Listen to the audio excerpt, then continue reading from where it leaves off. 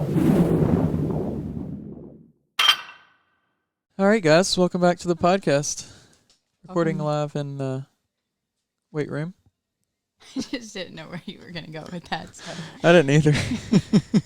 I never know. All right. Let's roll that again. All right. Good morning, everybody. Welcome back to the weight room. Today, what are we going to talk about? We're going to be talking about making fitness a lifestyle, and that includes both diet and working out, and investing in yourself. Right. But when we use the word diet, we don't want you to think the keto diet and plant-based diet, like not a type of diet. Right. More just like so your nutrition type what of diet. you eat. Yeah. Yes. I think those are like two. they're interchangeable, but they mean two totally different things. Yes. The word itself is spelled the same way, said the same way, but has And sometimes used in the same two context. of the most opposite meanings, really, Right. for people who kind of understand what's going on. People that are in the world of fitness and everything, a diet is like frowned upon in a way, Yeah. because doing a diet is like saying I'm going to go work out for a week or a month or 2 months. Yeah, Like- diets are hardly ever lifetime changes, Yeah. which is why, again, we're going to talk about how to make it a lifestyle and not a temporary diet. Even if you do make changes to your nutrition habits, it's still not necessarily a diet. Right. I think the most important thing to remember is like, don't try to jump into a new lifestyle all the way. Right. It's like if you're going to change your whole lifestyle up, change one thing, do it for maybe a couple weeks, and then add another thing on top. You know, Right. Try to make small things habits and then build upon that. Right. Yeah, you would never just, without knowing how to swim, jump in the deep end. Right. Without some floaties on at least. Yeah. Unless you're Holly, who does. Yeah, who tried to swim at the age of 3. And then Daniel saved me, so shout out to Daniel. This Boom. podcast wouldn't be a thing. Well, a lot of things wouldn't be a thing. Red hair wouldn't be a thing. Yeah. Yeah, that's about it. All right, so let's get into it. Okay. What is the number one thing you think that helps maintain a healthy lifestyle? If that makes sense. Is that a... Yes, that makes sense. And what I would say would be creating a schedule and like writing things down. Yes, like I know it sounds cliche, but speaking it into existence and making time for it is the key to literally anything. I mean, you make time to go to work, so why not make time to work out Right. for your health? Yeah. You know, Sunday night, you're going to plan your whole week. Not necessarily like every single task you're going to do, but you're going to sit down and say, after work from this time to this time, I have this at this time. All right, what do I have that can be moved or deleted from my schedule so I can go to the gym or meal prep or go to the grocery and spend some actual time there looking at what's healthy and doing all that.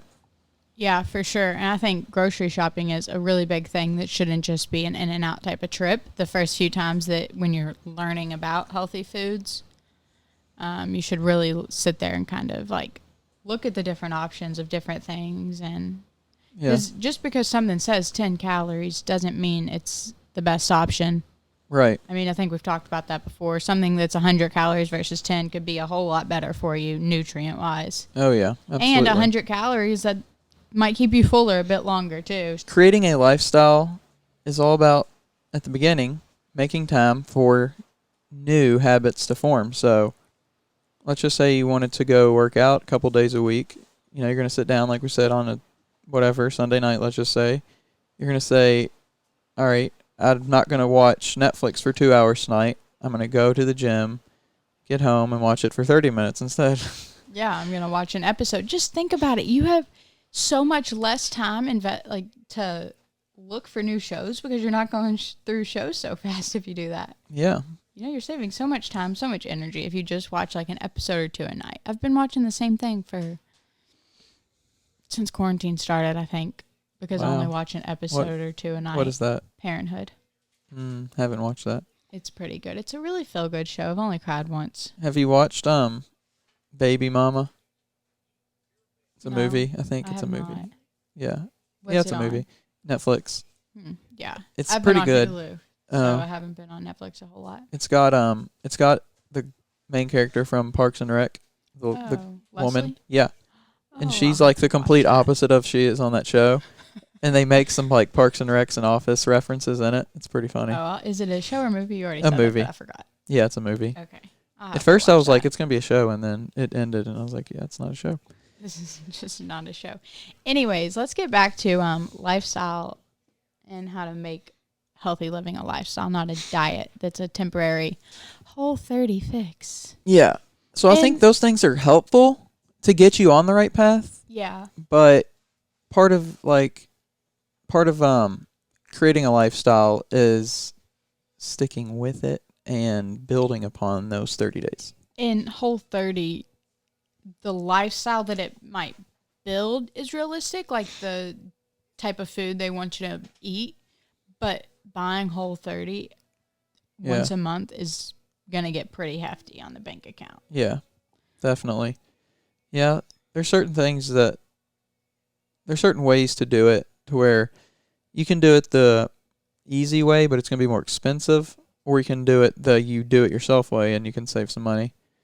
And that way you make modifications that maybe you don't like a certain I've never done Whole30, don't really know much about it, so I can't even give specifics. But if you don't like the fact that they give you tofu and you want real chicken, you know, you can make modifications to you. Yeah. So another thing, though, I think we should talk about is educating yourself past what you see on like social media or TV or commercials or whatever. Right. So gaining some knowledge that you can actually like take with you and use and not just rely on other sources. And I think kind of like we're doing that a little bit for people.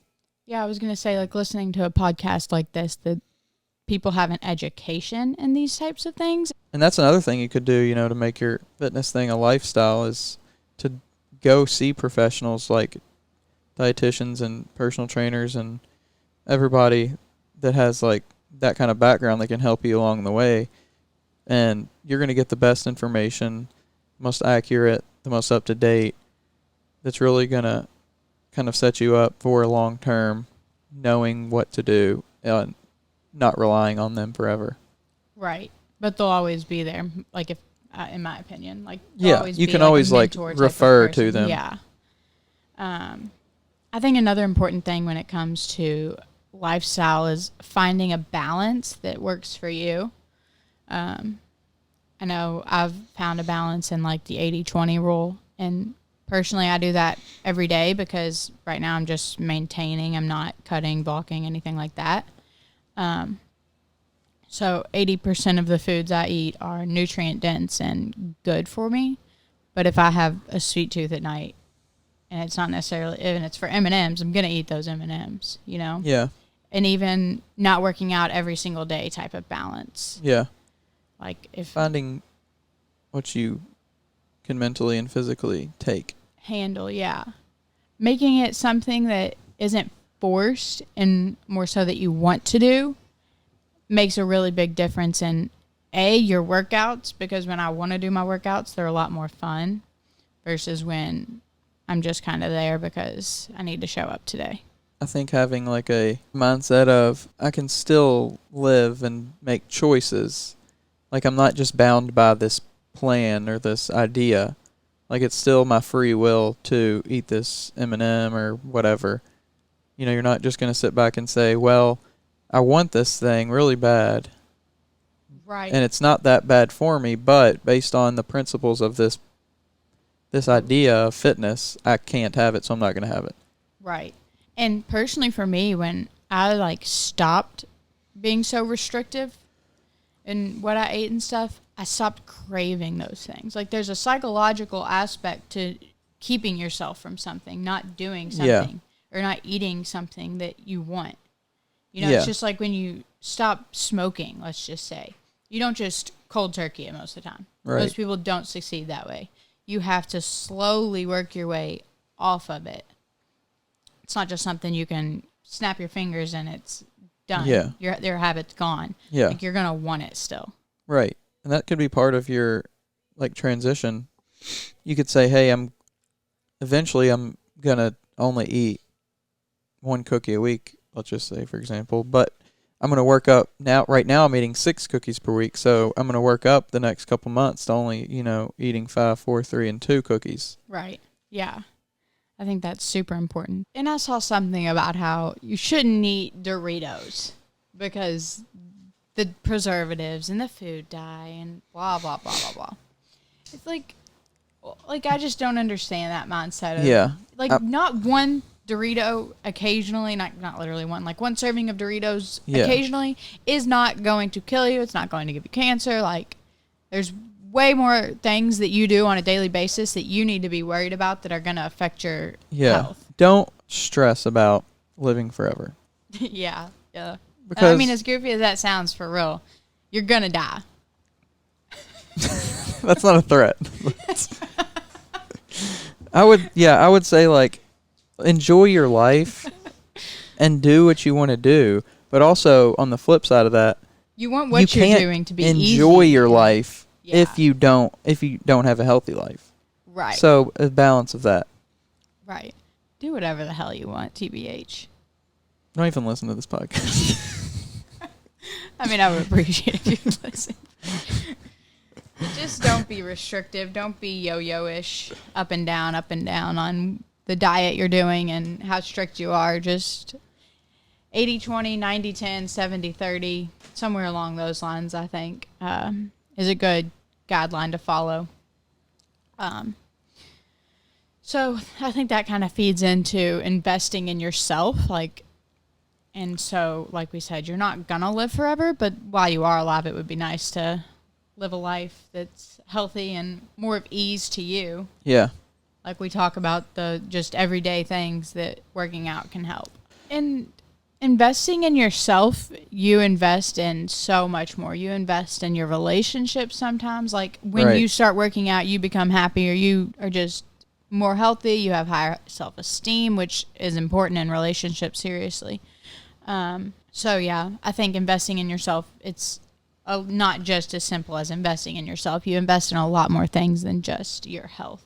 Yeah. When you live a healthy lifestyle. So that's pretty much it for episode number 4 of the, I don't know weight room in Spanish, of the weight room.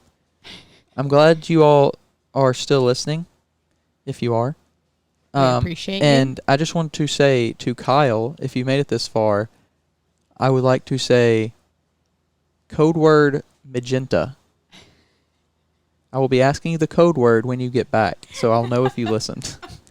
No, we want it texted in a group chat, in the family group chat. We want at the exact magenta precise texted. second you hear this. I don't care if it's 2 a.m. and you're driving. Yeah, Siri, magenta. Hey, Yes. Siri, text Volswalds. So thank you for listening. You can catch us on Instagram at HVolsFit, HVOLZ Fit. Yes, and you can also catch me on Instagram at something. I like to change my name a lot, so It's not very good marketing, I feel like. it's really not, but I'll have it in the description, so You find can me always there. go to my page and find him. Yeah. Also, please subscribe to the podcast on Apple Podcasts and on Spotify. And if you could please leave us a review. Let us know what you want to see. Yes, let us know. You can throw that in The review. You can throw it in whatever. Doesn't really matter. Yeah, just give us a like, give us a rating. You can actually find our podcast now on YouTube. If you want to see us. Yeah, if you want to physically see what we look my like. Face. It's beautiful. You can see all my weird facial expressions, my yawning. Yeah. We better hurry. So, okay. So, with that, let's take a step out of the weight room. Yeah. Let's get out sounded of really here. enthusiastic for the outro. Yeah. We're really sad to leave, but So we're going to go ahead, lock we're up. going to stack our weights. Yeah. And That's one thing we have to remember to like clean up after yourself in the weight room. Sometimes we don't. So we're going to go ahead, mop the floor maybe. I feel like we haven't mopped since episode 1, so yeah, maybe we should get to that and probably desanitize. yeah. Do all that fun stuff. Maybe. And check out Solo Fitness on Instagram. Yeah. By the way, Yeah, it's a great weight room. Yes, here in Louisville, Kentucky. Maybe we should change our location next video. Oh, yeah. I like that idea. And we're out. Peace.